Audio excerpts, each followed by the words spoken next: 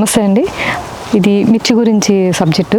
So మిర్చి ప్రధానంగా అంటే అన్ని క్రాప్స్లో కల్లా ఎక్కువ మిర్చికి తెగుళ్ళు ఎక్కువ వస్తాయి. చాలా స్ప్రే చేస్తారు మిర్చిలో.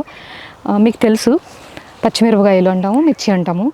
అది ఏ బ్రీడ్ అయినా అంటే హైబ్రిడ్లో ఏ రకమైన హైబ్రిడ్కి ఇంకా ఎక్కువ తెగుళ్ళు వస్తాయి, దేశవాళీకి కొంచెం తక్కువ వస్తుంది. దేశవాళీకి హైబ్రిడ్కి డిఫరెన్స్ గురించి నేను ఇప్పుడు ఈ విషయం చెప్తున్నానండి క్లియర్గా. సో ప్రధానంగా పత్తికి మిర్చికి కొట్టే అంత కెమికల్ ఇంక వేరే దానికి అంతలా కొట్టరు అని చెప్తారు. అది కరెక్ట్, ఎందుకంటే దానికి వచ్చే తెగుళ్ళు అలా ఉంటాయి. ఇప్పుడు మీకు ఇది ఇక్కడ అంతా కనిపిస్తుంది కదా, చాలా వైరస్ ఉంది. ఆకుముడత అంటాం ఎస్పెషలీ.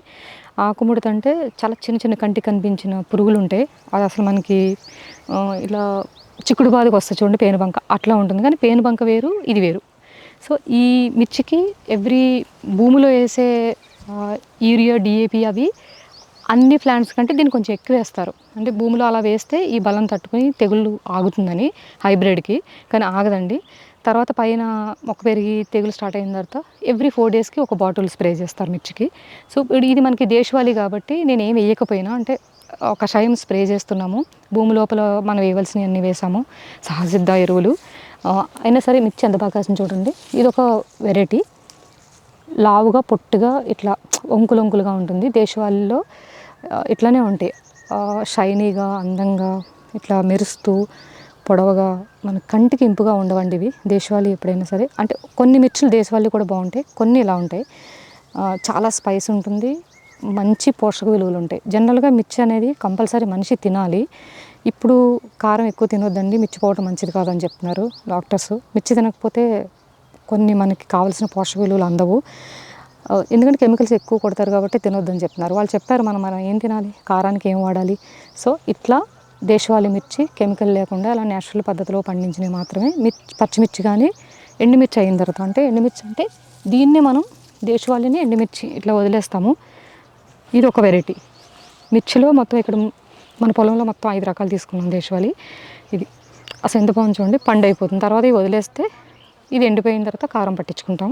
రెండిట్లకి ఇదే వాడుకుంటాము. సో ఇవ్వండి, అడుగున మీకు కాయలు కనిపిస్తున్నాయో లేదో. అంటే 3 కటింగ్స్ అయిపోయినాయి, ఇది 4th కటింగ్. మొత్తం తెగులుంది, ఒక్కడు కూడా సరిగా లేదు. అయినా మనకి మిర్చి అయితే కాస్తాయండి. ఇగో మిర్చి అయితే కాస్తాయి. ఓకే, ఇక్కడ కూడా ఆముదం చెట్టు ఉందండి దీని మధ్యలో. సో దీనివల్ల కూడా ఈ తెగులు అనేది కంట్రోల్ అయ్యి వైరస్ ఉన్నా కూడా మనకి మిర్చి అనేది అదే హైబ్రిడ్ అయితే చచ్చిపోద్ది చెట్టు మొత్తం, పీక్ అవతల పడేయాలి కానీ స్ప్రే చేయాలి కానీ కాపతే రాదు. దేశవాళీకి హైబ్రిడ్కి అదే డిఫరెన్స్ అండి. ఇక వంకాయ విషయంకి వచ్చేస్తే ఇది హైబ్రిడే, కాకపోతే ఇది ఎందుకు స్ట్రాంగ్గా ఉంది, కాయలు ఇస్తుందంటే మనకి సెంటర్ ఆఫ్ ద ఎక్సలెన్సీలో గవర్నమెంట్ వాళ్ళు కేసీఆర్ గారు ప్రవేశపెట్టిన దాంట్లో ప్లాంట్స్ తీసుకుంటాం. నేను 3% హైబ్రిడ్ పెడతాను. ఆ 3లో అంటే 30% 100కి వంకాయ, మిర్చి, టమాటా ఈ 3 తీసుకుంటాము. మిర్చి హైబ్రిడ్ అక్కడ ఉందండి, ఇది నా దేశవాళీ. సో ఎందుకు ఇది తీసుకుంటానంటే చాలా స్ట్రాంగ్గా ఉంటుంది. అన్ని హైబ్రిడ్లతో పోలిస్తే ఇది వేరు. వీళ్ళు సీడింగ్ చేసినప్పటి నుంచి కూడా కెమికల్స్ 20% వేస్తారు, 80% నేచురల్ పద్ధతిలో పెంచుతారు.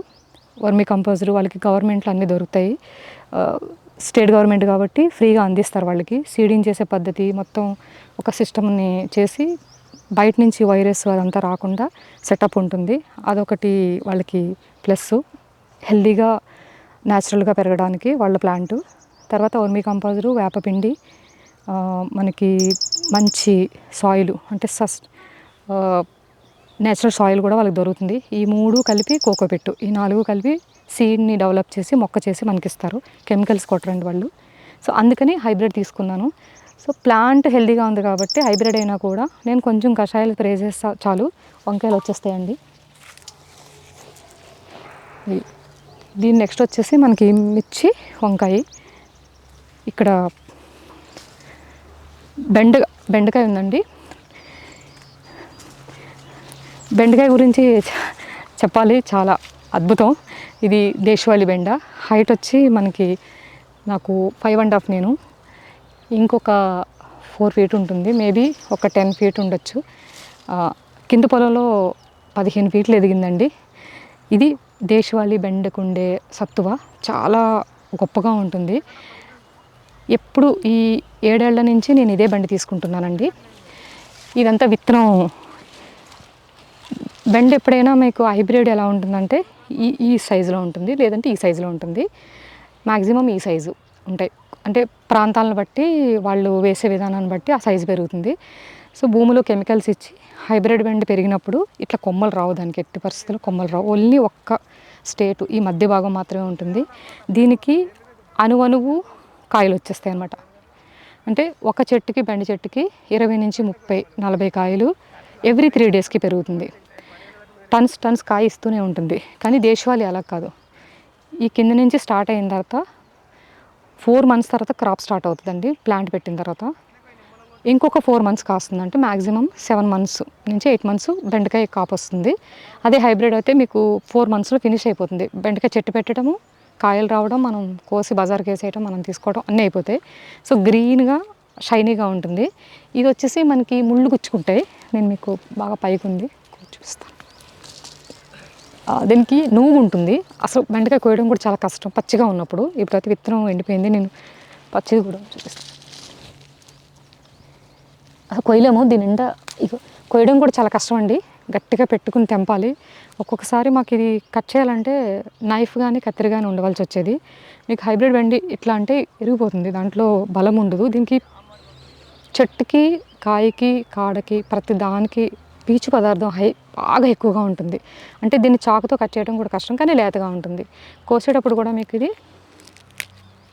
అది ఇలాంటి ఇరిగిపోతుంది కదా, ఇది ఇరగట్లా చూడండి. పీచు పదార్థం అంటే ఫైబర్ ఎక్కువ ఉంటుంది. దీని గొప్పదనం ఇది. దీని నిండా గింజలు ఎక్కువ ఉంటాయి. ఎన్ని గింజలు కనిపిస్తున్నాయి చూడండి. గింజ పెద్దగా ఉంటుంది, చాలా హెల్దీగా ఉంటుంది, ఎక్కువ ఉంటాయి. మనకి నార్మల్గా బెండకాయలు ఎన్ని గింజలు ఉండవు. సో ఇలాంటి బెండకాయలు నేను సేల్ చేసేటప్పుడు కొంతమందికి చాలా నచ్చుతుంది, ఇష్టపడి ఇవే తీసుకుంటారు.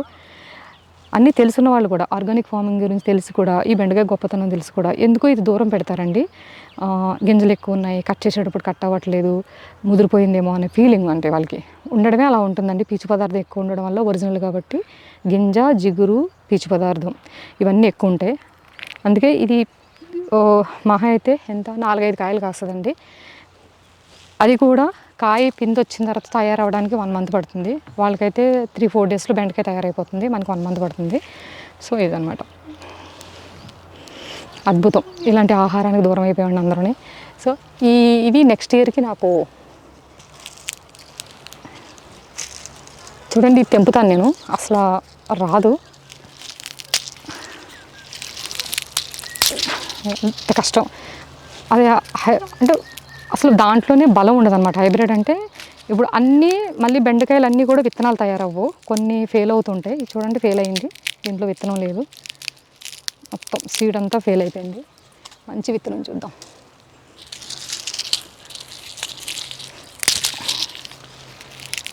ఇందులో విత్తనాలు బాగున్నాయి.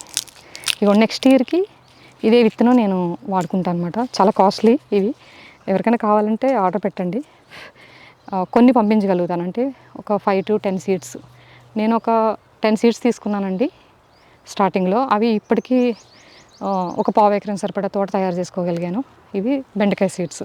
దేశవాళీ, రెడ్ కలరు, లావుగా ఉంటుంది, కొంచెం పొట్టుగా ఉంటుంది, చాలా హెల్తీగా ఉంటుందండి. టేస్ట్ అయితే సూపరు. కూర వండుకున్న వాళ్ళకి ఐడియా ఉంటుంది, మన కస్టమర్స్కి. ఈ ఉడికిపోవడం కూడా, అంటే ఫ్రై అయిపోవడం కూడా చాలా తొందరగా ఫ్రై అవుతుంది. కాకపోతే యాక్సెప్ట్ చేయాలి, అర్థం చేసుకోవాలి అంతే. ఇవి ఎంత స్ట్రాంగ్ ఉంచండి. ఇలా ఇవి మళ్ళీ పీకి మనం కింద వేసేసి మల్చింగ్ చేసేసుకుంటాం. ఇంత మంచి దేశవాళీ బెండ భూమిలో కలిసిపోతే ఈ మొక్కలు మంచి ఎరువుగా మారిపోతాయండి. ప్రతిదీ స్టార్టింగ్ నుంచి ఎండింగ్ వరకు ప్రతిదీ ఉపయోగపడేదేనండి దీంట్లోని. ఇలాంటి బెండకాయలు మొత్తం 25 రకాలు ఉన్నాయంట, నా దగ్గర 3 ఉన్నాయండి. ఒకటి గ్రీన్ కలరు, ఒకటి సిల్వరు, ఒకటి రెడ్. 3 కూడా ముళ్ళు ఉంటాయి, అసలు కోయడం చాలా కష్టం. పట్టుకుంటే అన్ని ముళ్ళు అంటే నువ్వు దిగిపోతూ ఉంటాయి చేతులకి, కట్ చేసేటప్పుడు కూడా వస్తాయి.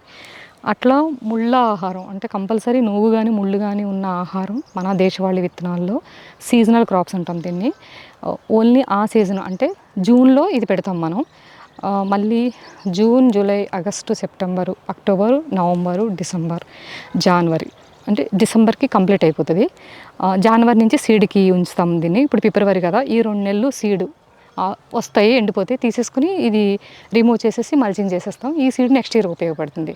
అంటే ఇప్పటి నుంచి డిసెంబర్, జనవరి నుంచి మనం బెండకాయ తినకూడదు.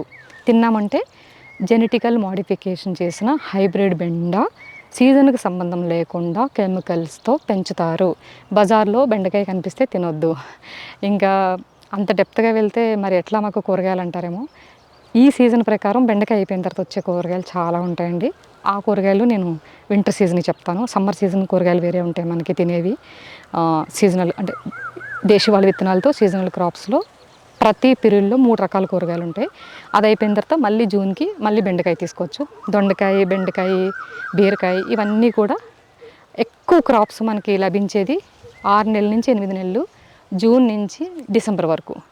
మళ్ళీ నవంబర్లో పెట్టేవన్నీ డిసెంబర్ తర్వాత అంటే జనవరి, ఫిబ్రవరి, మార్చి సీజనల్ ఈ మన వింటర్ సీజన్ క్రాప్స్ దొరుకుతాయి అన్నమాట. ఇంతకుముందుది మనకి హైబ్రిడ్ వంకాయ చెప్పాం కదా, ఇది దేశవాళీ ముళ్ళ వంకాయ. కొంచెం ముళ్ళు ఉంటాయి, అంటే నూగులాగా ఉంటుంది, మరి ముళ్ళు ఉండవు కానీ గుచ్చుకుంటాయి కోసేటప్పుడు. విత్తనం కోసం వదిలేసామండి, సీడ్ కోసం. అసలు ఎంత నల్లగా ఉంటుందంటే మసిలాగా ఉంటుంది వంకాయ. ఇప్పుడు విత్తనంలా మారడం వల్ల కలర్ చేంజ్ అయింది. అసలు చాలా బాగుందండి. ఇది నాకు రావులపల్లి, మా విలేజ్ దగ్గర రావులపల్లి ఈ ప్లాంట్ దొరికింది. లోకల్ మిర్చి ఇంకా లోకల్ టమాటా, వంకాయ పంపించమంటే వాళ్ళు అవి ఇవి కలిపి పంపించారు. దాంట్లో నాకు లక్కీగా ఈ దేశవాళీ వంకాయ దొరికిందండి. నెక్స్ట్ ఇయర్ సీడ్ కోసం ఉంచాను.